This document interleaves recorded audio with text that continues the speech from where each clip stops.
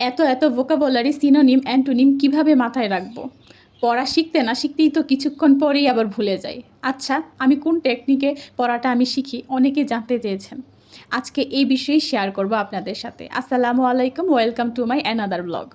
আপনি যদি যে কোনো সিনোনিম অ্যান্টোনিম একবারেই মুখস্থ করে ফেলতে চান তাহলে বড়জোর এটা ১ থেকে ২ দিনই মনে থাকবে।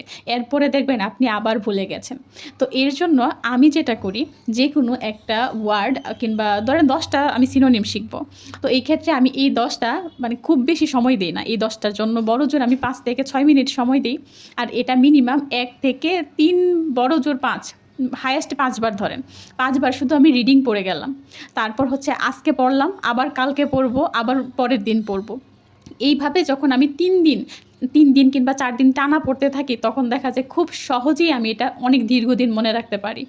এইভাবে পড়লে খুব দ্রুত আগানো যায়। ধরেন আপনি ১০০টা ওয়ার্ড হচ্ছে শিখার মিশন শুরু করলেন।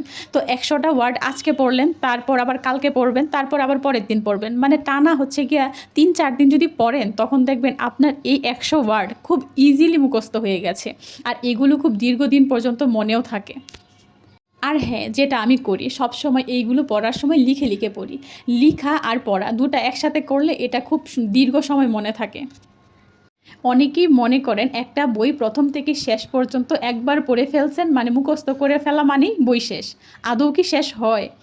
অনেককেই দেখেছি, যদি জিজ্ঞেস করি, হ্যাঁ তুমি ইংলিশ কেমন পারো বা ম্যাথ কেমন পারো? তখন বলে, হ্যাঁ আমার তো বই শেষ, একদম সিলেবাস শেষ। আদৌ কি শেষ হয়? মোটেই না। শেষ বলতে কিছু নেই। কারণ আপনি যে শেষ করেছেন এটা যদি আপনি রিভাইসের মধ্যে না রাখেন তাহলে দেখবেন মানে ১৫ দিন ১ মাস পরে আবার ভুলে গেছেন। তো আমি মনে করি যে কোনো একটা জিনিস দীর্ঘদিন ধরে রাখার জন্য বারবার রিভাইস দেওয়া উচিত। আপনি যত বেশি রিভাইস দিবেন তত বেশি দীর্ঘদিন মনে থাকবে আপনার। আর আমার ক্ষেত্রে হয় কি, চাইলেও আমি টানা অনেকক্ষণ সময় পড়তে পারি না। ২-৩ ঘন্টা পড়ার পরেই আমার বিরতির প্রয়োজন পড়ে। তাই হচ্ছে যেহেতু এখন বিকালবেলা ছিল, আমি পুরি নিয়ে আসলাম খাওয়ার জন্য আর সাথে নিয়ে নিলাম কাঁচামরিচ। কাঁচামরিচ দিয়ে পুরি খাওয়ার মজাই আলাদা। আর এই গরম গরম আলু পুরি খাওয়ার মানে স্বাদই অন্যরকম। অন্যদের ক্ষেত্রে এটা কতটা কার্যকরী আমি জানি না, কিন্তু আমার ক্ষেত্রে হয় কি, যখন আমার ক্ষুধা লাগে এবং আমি তৃপ্তি সহকারে কোনো জিনিস খাই, খাওয়ার পরে মনে হয় আমার ব্রেনটা আরও খুলে। মানে যে কোনো পড়া পড়লে তখন আমি খুব তাড়াতাড়ি মুখস্থ করতে পারি এবং মানে ব্রেনটা আমার ঠান্ডা থাকে। তো খাওয়া শেষ করে একদম চিল মুডে আবার আমি পড়তে বসে পড়লাম। আর এখন নিয়েছি পড়ার জন্য আমার সাবজেক্টিভ যে বই, অরাকল সিরিজের এই বইটা নিয়েছি। যেহেতু এই বইটা আমার শেষ মানে পড়াই ছিল আর কি, তো এর জন্যই হচ্ছে আমি কার্ড দিয়ে ধরে ধরে দেখতেছিলাম যে পড়াগুলো আমি আসলেই পারি কিনা, আমার মনে আছে কিনা দেখতেছিলাম। তো পড়তে পড়তে হঠাৎই দেখি যে না, আসলেই সব মনে নেই, কিছু কিছু দেখা যায় আমি পারতেছি না, ভুল হয়ে যাচ্ছে। তো ভাবলাম না, আবার ভালো করে রিভাইজ দিই। যখন আমি প্রথম মানে জবের পড়া শুরু করেছিলাম তখন আমার কাছে এই পড়াটা মনে হতো সমুদ্রের নেই বিশাল।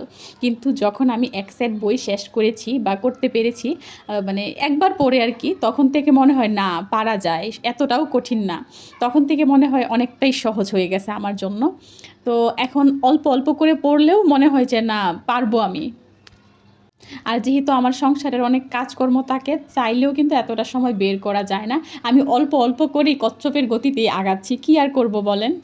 মাঝে মধ্যেই ইচ্ছে করে সেই আগের জীবনটায় ফিরে যেতে, যেখানে না কোনো কাজের বা রান্না বাড়ার কোনো ঝামেলা ছিল না। তখন শুধু প্রাণ ভরে মন ভরে পড়তাম।